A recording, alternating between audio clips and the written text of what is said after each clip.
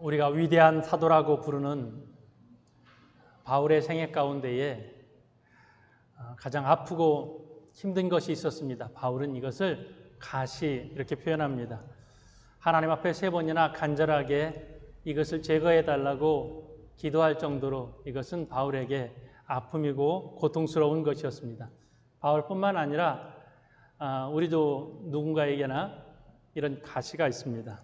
어떤 분은 몸이 아픈 것이 가시입니다. 정말 아프지만 않았으면 살겠다라고 할 정도로 육신적인 고통은 누군가에게는 심한 가시가 됩니다.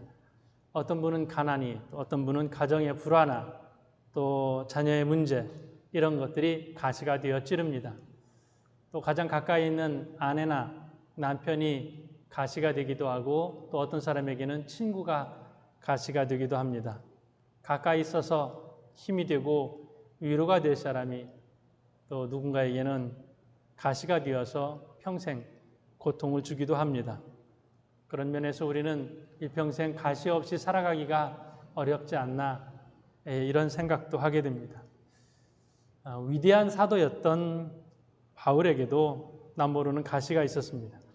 그래서 오늘 7절의 말씀에 어떻게 기도합니까? 어떻게 말합니까? 내 육체에 가시 곧 사탄의 사자를 주셨으니. 이게 뭘까? 다양하게 추측을 합니다. 그 중에서 칼빈이라는 분은 바울 자신이 받았던 영적인 유혹 혹은 의심 같은 것, 이게 가시가 아니었을까 하고요. 마르틴 루터는요, 사도 바울이 받았던 핍박이나 외적인 환난이 가시였을 것이다 이렇게 추측하고요.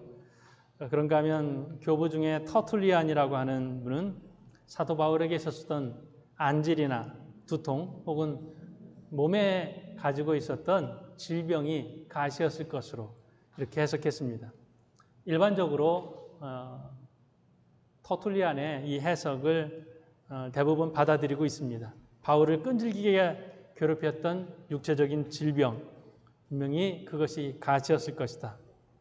육체의 가시를 원어로 표현하면 어떤 육체적 핸디캡을 이렇게 말합니다. 자, 육체의 고통이 가해지는 것인데 바울에게 있어서 육체적 고통은 무엇이었을까?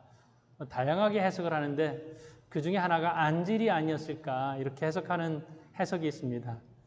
그 근거로 예수님께서 바울을 만나실 때에 강력한 빛으로 임하셨고 나중에 아나니아에 의해서 안수한 뒤에 눈을 뜨지만 그때의 어떤 충격으로 인해서 눈을 내내 상하지 않았을까 이렇게 해석합니다. 이 해석을 뒷받침하는 것이 나중에 눈이 안 좋아서 자기가 직접 편지를 쓰지 못하고 다른 사람을 대신 편지 쓰도록 했던 그런 여러 근거들이 있어요. 그래서 혹시 편지를 쓰는데 너무 불편하고 사역을 하는데 불편하니까 눈이 좀 잘 보였으면 좋겠습니다. 이런 부분에 매달리지 않았을까 하는 해석이 하나 있고요. 또 하나는 간질입니다. 당시의 간질병을 육체의 가시라고 불렀습니다. 페르시아 문서에는 간질병을 마귀가 주는 병 이렇게 하는 속설이 있습니다. 여러분 혹시 간질병 환자를 보신 적이 있습니까? 저는 가까이에서 간질병 환자를 또 오랫동안 본 적이 있습니다. 이 환자가 식사를 할 때면 느낌이 와요. 그래서 식사를 하다 말고 갑자기 상을 물르고 또 한쪽에서 거품을 물기도 하고 자기가 통제할 수 없는 어떤 행동을 몇 분 동안 하다가 나중에 정신을 차려서 자신이 왜 그랬는지 자기도 모르는 그런 상황으로 또 돌아옵니다. 처음에 그 모습을 봤을 때는 전 너무 당황했고 왜 저러는지 몰라서 한참 동안 그것을 본 적이 있습니다. 너무 안타깝고 또 불쌍하다 이런 시각으로 보게 되는 질병이 간질이죠. 보지 않은 분들은 잘 모르는데 직접 겪는 분들은 굉장히 안타깝고 또 당황스럽습니다. 바울이 이랬을까? 갑자기 간질 증세가 나타나면 사람들은 바울을 어떻게 바라봤을까? 생각해 볼 수 있는 것이죠. 갈라디아서 4장 4절의 말씀, 4장 14절에 보면요. 너희를 시험하는 것이 내 육체에 있으되 이것을 너희가 업신여기지도 아니하며 버리지도 아니하고, 그 근거 중에 하나가 이 말씀으로 이렇게 봅니다. 하필 그때 갈라디아 교회에서 설교할 때 간질 증상이 나타났던 것 같습니다. 거품을 물고 쓰러진단 말이에요. 설교를 하는 도중에 자기 몸을 통제할 수 없을 정도로 바닥에 누워서 또 거품을 물고 사람들 당황스럽게 했던 것 같습니다. 얼마나 또 부끄럽겠어요. 몸이 아픈 건 참을 수 있는데 설교하는 중에 교인들을 당황시키는 그런 행동을 했다면 아마 바울이 많이 힘들었을 것 같습니다. 내가 고난을 받는 것, 사람들에게 멸시당하는 것 다 괜찮은데 이것 때문에 복음 전하는 것이 너무 힘든 것이죠. 그래서 이 복음을 전하는 데 방해가 되었기 때문에 바울은 이 육체의 가시를 없애달라고 하나님 앞에 매달리지 않았을까, 이런 생각을 해보게 됩니다. 그것이 정확하게 무엇인지 우리는 알 수 없지만 이 육체의 가시 때문에 바울이 너무 고통스러웠던 것 같습니다. 웬만한 고통에 있어서는 하나님 앞에 이렇게 매달리고 이렇게 고통스러워하지 않았을 텐데 이 육체의 가시가 바울의 일생에 있어서 너무 고통스러워서 힘들었던 것 같습니다. 하나님께서 들어주시지 않았습니다. 바울이 누구입니까? 바울이 기도하니까, 안수하니까 질병이 떠나가고 귀신도 떠나가고 놀라운 일들이 많이 일어났잖아요. 다른 사람은 고치는데 자신의 질병은 고치지 못했습니다. 자, 이것을 안고 평생 살아가야 했습니다. 오늘 이 말씀 속에서 이 약함 속에, 이 가시 속에 주님의 음성을 듣습니다. 그리고 바울은 감사하게 되죠. 자, 바울이 무엇을 감사했을까? 이 부분을 우리가 함께 적용해 보고자 합니다. 첫 번째는요, 자만하지 않고 겸손할 수 있게 되어서 감사했습니다. 오늘 7절의 말씀을 보니까 내 육체의 가시 곧 사탄의 사자를 주셨으니, 이 가시를 뭐라고 표현하냐면 사탄의 사자인데 그 다음에 어떤 단어를 사용하냐면요, 주셨으니 이렇게 표현해요. 이것은 하나님의 뜻이다 받아들이는 것이죠. 결국 이 일을 허락하신 분이 하나님이시다. 우리에게 어떤 육체의 고통, 가시가 있을 때에 그것을 불평하거나 또 불행하다고 해서 그것에 대해서 저주하거나 이렇게 하지 않고 하나님이 주신 것으로, 혹은 하나님이 주신 것으로 받아들이기 너무 어렵다면 하나님께서 아직 제거시켜 주시지 않은 것으로, 아직 그것을 그대로 두었다면 거기에는 분명히 하나님의 뜻이 있을 것이다, 이렇게 받아들이는 것이죠. 그래서 내 인생에 그 가시로 말미암아서 하나님께서 주신 분명한 뜻이 있을 것이다, 이렇게 생각하는 것입니다. 자, 바울이 생각합니다. 고린도후서 12장 7절의 말씀에 여러 계시를 받은 것이 지극히 크므로 너무 자만하지 않게 하시려고 내 육체에 가시 곧 사탄의 사자를 주셨으니 이는 나를 쳐서 너무 자만하지 않게 하려 하십니다. 두 번 나오는 표현이 뭡니까? 너무 자만하지 않게 하시려고, 교만하지 않게 하려고. 이것 있으면 바울이 교만할 줄 하나님이 아셨던 거예요. 그래서 겸손하게 만들기 위해서 하나님께서 바울에게 가시를 주셨다라고 하는 것입니다. 그러면 무엇이 바울로 하여금 교만하게 할 수 있단 말입니까? 우리가 읽진 않았는데 그 앞에 이런 표현이 있습니다. 2절부터 4절에 보면요, 괄호 있는 것은 빼고 제가 한번 읽어보겠습니다. 내가 그리스도 안에 있는 한 사람을 아노니 그는 14년 전에 셋째 하늘에 이끌려간 자라. 내가 이런 사람을 아노니 그가 낙원으로 이끌려가서 말로 표현할 수 없는 말을 들었으니 사람이 가히 이르지 못할 말이로다. 하늘에 올라갔어요.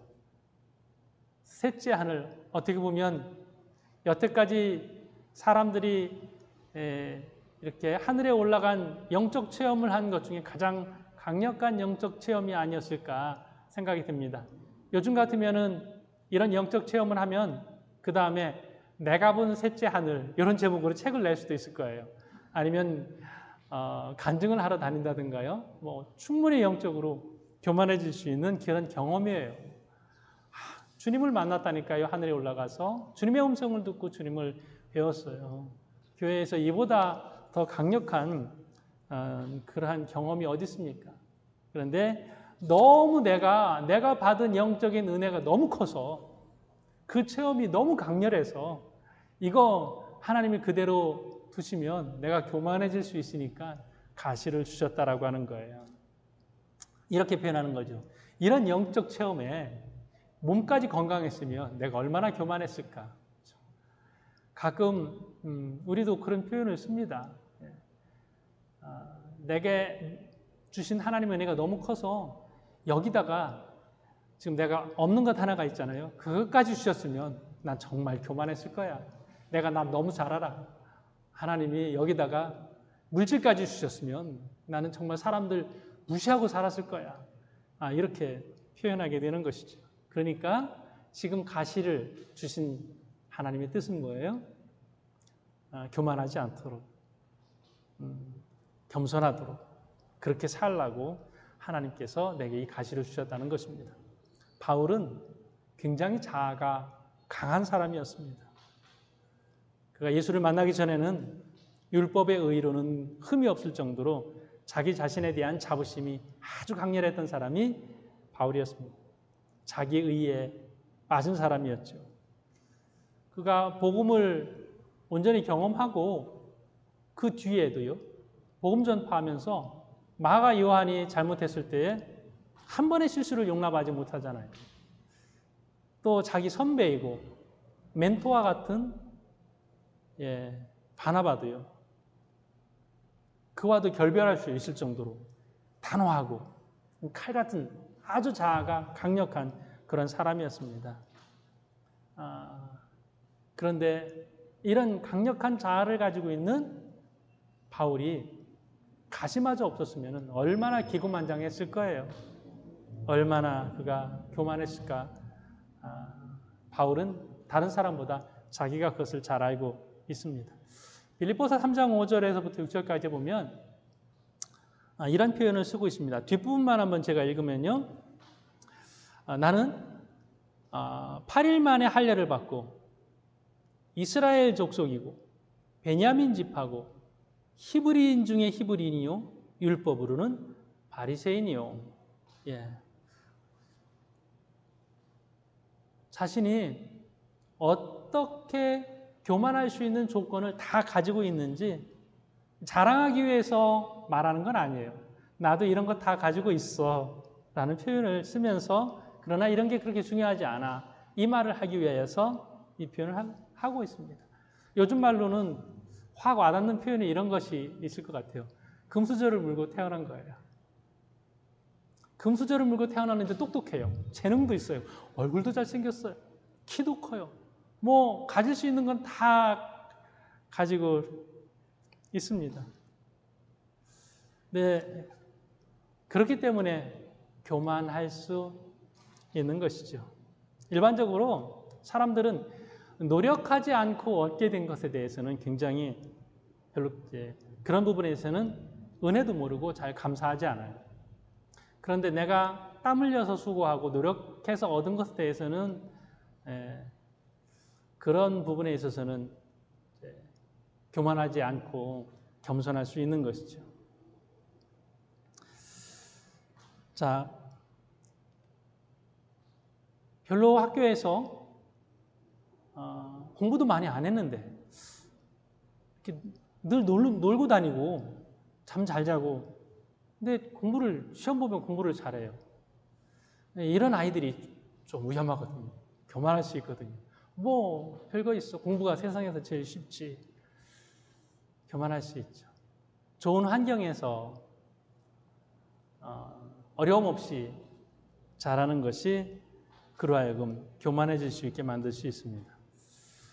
이제 바울이 자기가 이미 이렇게 자기에게 주어진 그러한 감사의 조건들이 상당히 많이 있었는데 그것이 자신을 교만하게 할 수 있음을 알았던 것입니다.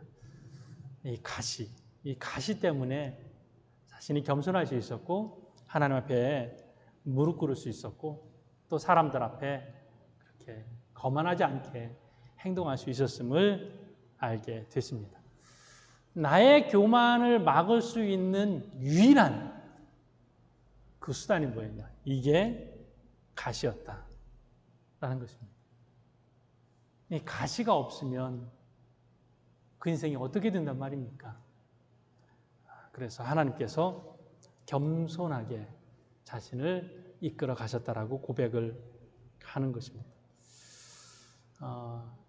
그런 부분에서 우리를 겸손하게 할 수 있는 가시가 우리의 인생에 있다면 그것을 인해서 우리도 감사할 수 있다라고 하는 말씀으로 적용했으면 좋겠습니다. 두 번째로는요, 바울이 이렇게 감사했습니다. 넉넉한 은혜에 감사했습니다. 자, 8절 9절 말씀에 이렇게 되어 있어요. 이것이 내게서 떠나가게 하기 위하여 내가 3번 주께 간구하였더니 나에게 이르시기를 내 은혜가 내게 족하도다. 나에게 족하도다. 넉넉하단 말이에요. 넉넉한 은혜가 나에게 있습니다. 이렇게 고백하고 있습니다. 자, 하나님께서 가시를 주셨어요. 이 가시 때문에 넉넉한 은혜를 바울이 깨닫게 된 것입니다. 자, 이것을 바울이 알게 된 것은요, 가시 때문에 하나님 앞에 이 가시 없애주세요 라고 매달려서 기도했어요. 기도하니까 너 은혜가 충분해, 이것을 알게 된 거거든요. 그러면 우리는 어떻게 적용해야 되냐면 가시가 있으면 하나님 앞에 나가서 기도해야 된다는 것이죠. 내가 견딜 수 없는 고통이 있다면 하나님 앞에 매달려야 하는 것이죠. 그러면 하나님께서 그 고통을 해결해 주시든지 아니면 그 고통보다 더 큰 은혜를 우리로 하여금 깨닫게 해 주세요.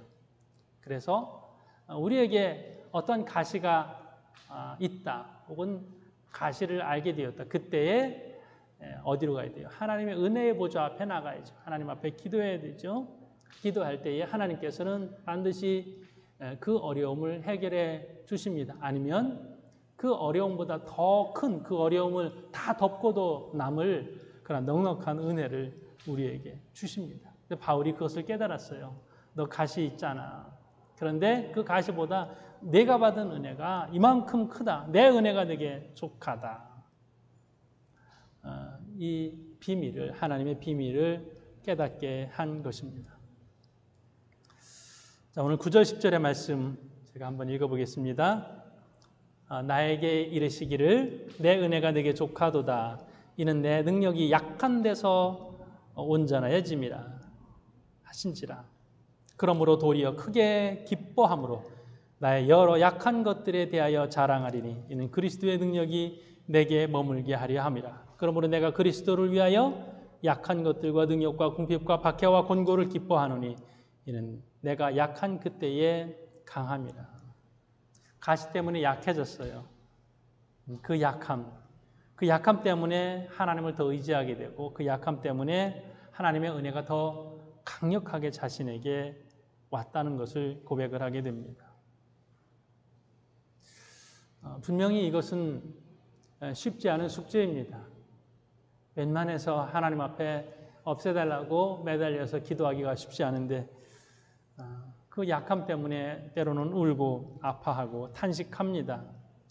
때로는 그 약함 때문에 가시 때문에 부끄럽고 또 상처가 되기도 합니다. 근데 그것을 혼자 가지고 있는 것이 아니라 그것 가지고 하나님 앞에 매달리고 또 하나님 앞에 기도할 때에 하나님께서 놀라운 은혜, 큰 은혜를 우리에게 주신다라고 하는 것입니다.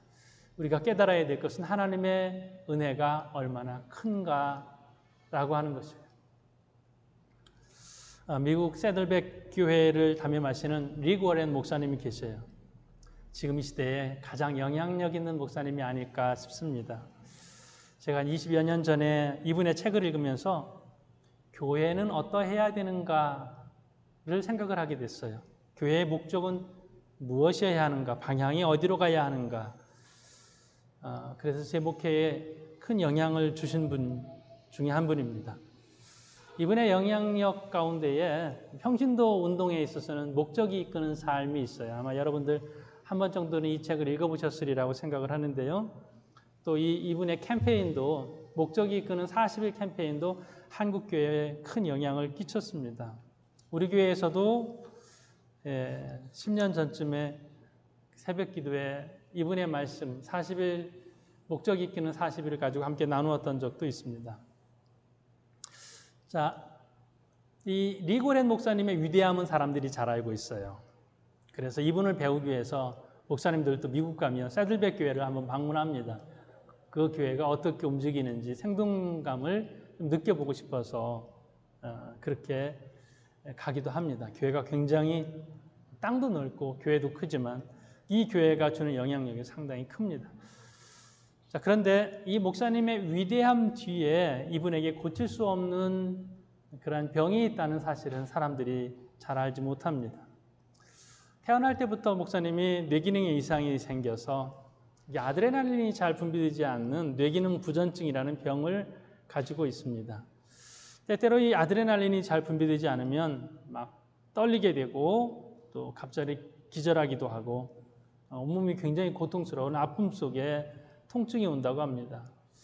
그 상태가 되면 이분의 표현은 이렇게 엠파이어 스테이트 빌딩에서 손가락 하나로 의지해서 매달리는 것 같다. 이런 표현을 쓰시기도 했습니다. 이런 증상이 언제 나타날지 모르는 거예요. 설교단상에서 나타나면 어떻게 설교합니까? 또 정말 그때 그런 기운이 있어서 설교를 간신히 마치고 내려올 때도 있었다고 합니다. 그러니까 매 주일마다 기도하는 것이죠. 그때마다 이렇게 기도해요. 하나님, 내가 한 번 설교하는 것으로 속합니다. 더 이상 못하겠습니다. 이렇게 기도하고 또 매달린 적도 있으신데 교회가 부흥되니까 어떻게 한 번 설교해요? 이 한 주일에 4번씩 이렇게 설교할 때가 이제 있게 된 것이죠. 놀랍게도 이제 25년간 설교하면서 단 한 번도 이 질병 때문에 설교를 못하고 설교 강단에서 내려온 적이 없었다는 것이죠. 또 이분의 설교를 돕기 위해서 그 설교 시간에 중보기도하는 중보기도 팀도 새들백 교회에 있습니다. 이 중보기도 팀이 기도하는 것은 단 하나죠. 목사님이 설교 강단에 견디게 해주십시오. 이렇게 기도하신다고 합니다. 이분에게 있어서 가장 큰 위기는 2013년에 있었습니다. 27살 된 아들이 세상을 떠난 일이었어요.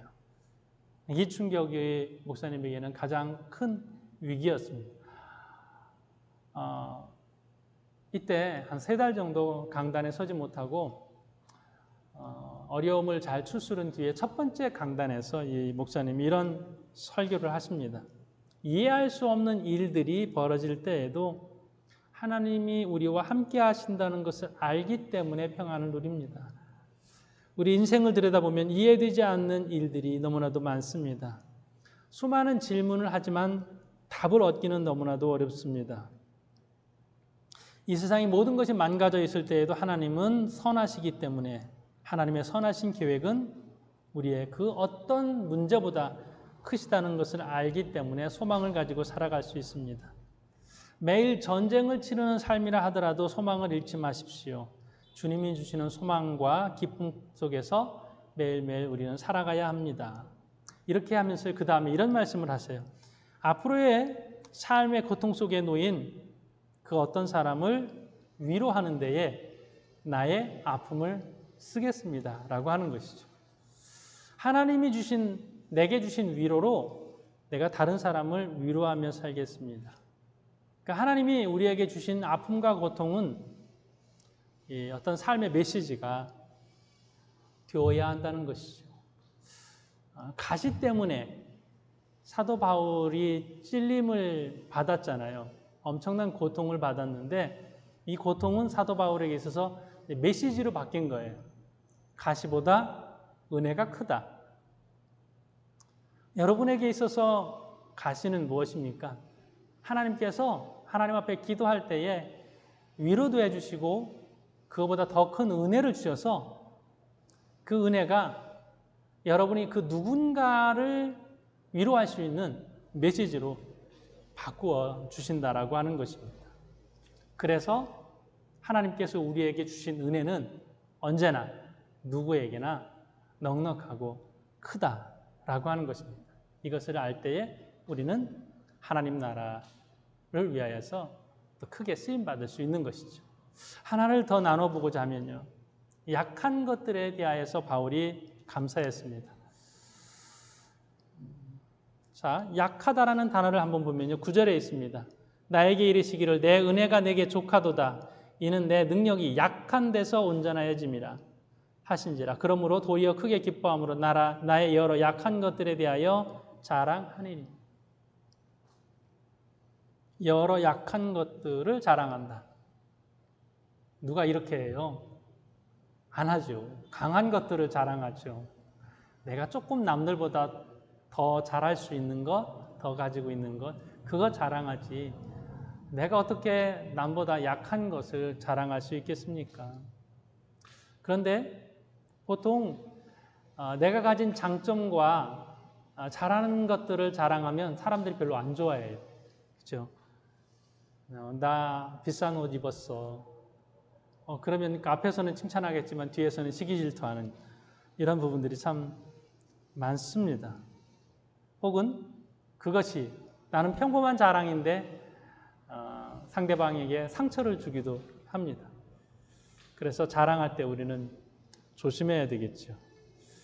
바울이 고린도후서 11장 3절에서 이렇게 말해요. 내가 부득불 자랑할진대 내가 약한 것을 자랑하여.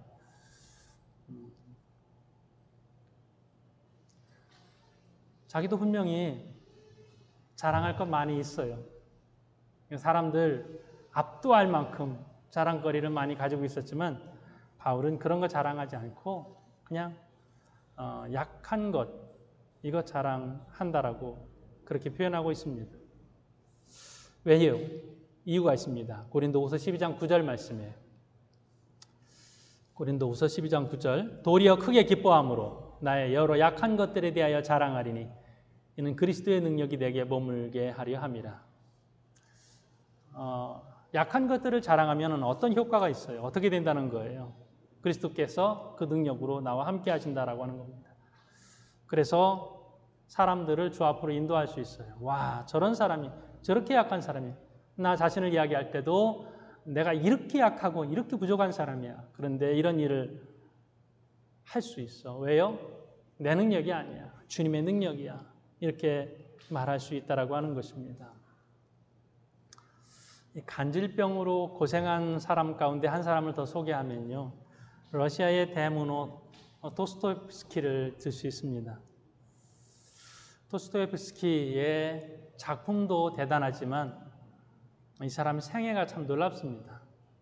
참 불행한 환경에서 살았어요. 아버지가 살해당하는 장면을 목격하고 고아로 성장했고요. 청년기에 사회주의 결사운동에서 사형 선고를 받습니다. 황제의 칙령에 의해서 죽음은 모면, 형장에서 죽음은 가까스로 모면하지만 4년간 시베리아로 유배돼서 징역을 살게 됩니다. 결혼을 했는데 아내가 결혼 전에 사귀던 남자를 또 계속해서 만나고요. 또 그 아내가 죽고 새로운 여인과 결혼을 했는데 태어난 아들이 추위를 견디지 못해서 병으로 앓다가 죽습니다.